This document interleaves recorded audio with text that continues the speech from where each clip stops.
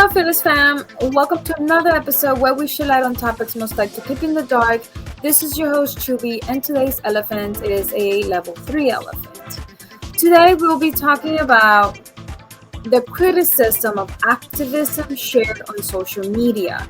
You might be wondering what that is, but rest assured, we'll get right into it. How is everyone doing? Did you all enjoy last week's episode about Poetry Month? We had amazing guests and I loved every single poem there. It was such a joy to make. I love recording episodes with artists, and sharing their craft. It's always so much fun to do. But let's get into it. What is the difference between performative activism and productive activism? Performative activism, sharing information across social media about an issue but failing to follow up with any action.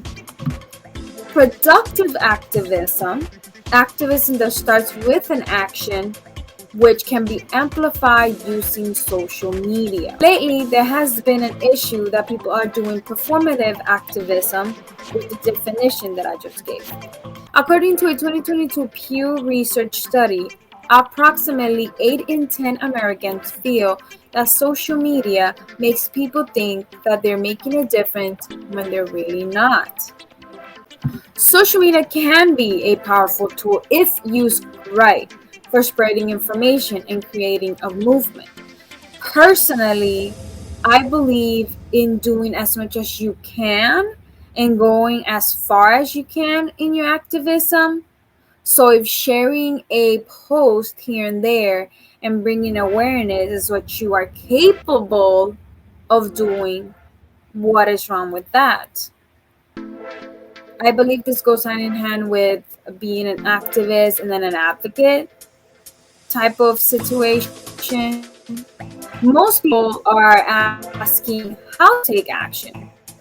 Doing the productive activism, and honestly, there are plenty of ways you can.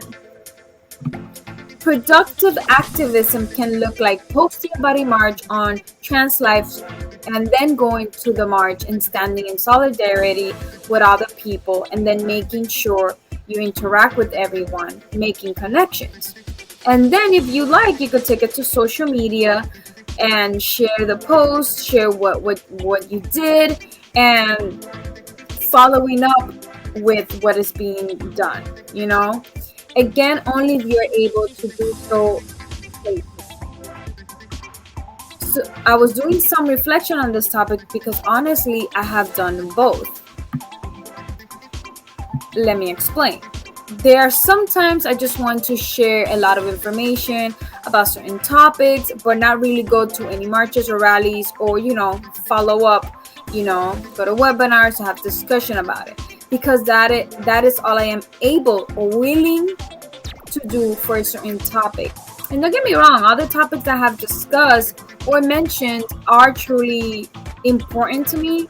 But let's be real. Some topics, issues have gotten more exposure than most.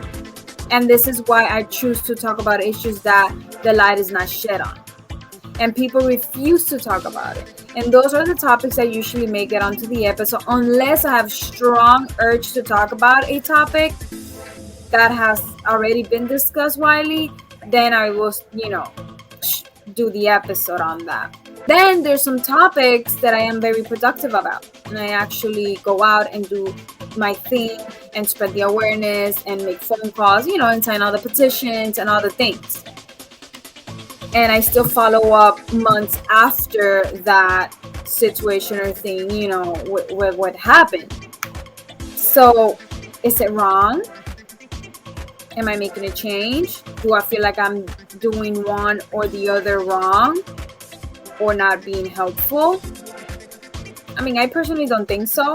I believe all the issues that are being discussed, whether performative or productive, can make a change. Because even if you share this one post, someone who saw it might be passionate about it and they can make a productive change. They might be willing or can actually make the change or go further into the activism. And that is okay. I also understand the issue on misinformation. If sources are incited, that can cause a huge problem to people that are only sharing online. And that is a valid concern. Most activists will ask you, are you here for the moment or are you here for the movement? Basically, let's break it down. Productive allyship is both public and private actions, seeking justice for the oppressed, helps those who are marginalized, not accomplished until justice is reached for Black, Indigenous, and people of color. Performative allyship, very public and very Instagram worthy show, seeks a solution to feeling guilty. Primary helps your self image accomplish when you feel at peace. Phyllis fam, where do you fall? What do you think you're able to do? Mind you, there's no criticism whether you do one or the other. But here's a perfect example of performative and productive activism. Information by bmc.org. Many corporations fall into this category to gain positive publicity. For instance, putting rainbows in their logos and supporting LGBTQ pride parades, while at the same time donating significant amount of money to legislators who are actively working to diminish the safety and human rights LGBTQ plus AI community. But this begs the question, at this point, which is what performative activism looks like. You know, just branding it for 1 month and then all of a sudden you go back to the same shit, right? But this begs the question, are we obligated to do something if we have a social media platform, especially a large platform like a celebrity or an influencer? If you want to be productive, be mindful about your time and your money. You can support Black, Indigenous, and people of color businesses. People can say, I'm in support of Black Lives Matter, but do you support Black businesses? Do you read Black authors? For those who do not have the resources to contribute financially, volunteer work or relying information about volunteer opportunities is a good place to start. These are small changes that can make an impact. Share the Black stories on social media. Also believe and listen to what they say. They're the ones living the experience. If you believe in a cause, support in all the ways you can possibly. I understand that sometimes things can get overwhelming and you feel like you can't really do anything about it, and it's understandable. You can start locally around your neighborhood, then maybe go bigger once you're comfortable. And you can always share on social media, but always stay true to yourself and your word and do what you can do. Do not overstress it. Do not, if it's your life path to be an activist, to be an advocate, then that's perfectly fine.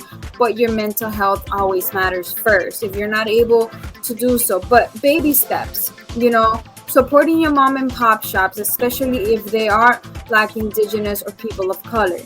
That is a great way. Go to your corner store. That is being a productive act. That's doing productive activism. It starts locally, small steps, and then you can go bigger if you want to go and do a full-blown march. And again, is everyone's safety as well. And then this goes hand in hand with the whole women of color, people, just women in general, and Black people tearing down other Black people, or women tearing down other women. That is also an issue that intertwines with being a performative or productive activism, because you can't say you support women then all of a sudden you go and turn and do something that is against what you just said. Everything goes hand in hand. It's not like being a hypocrite, right? You do one thing and you say one thing and you do another. But you have to be mindful of how you are honestly spending your money and your time.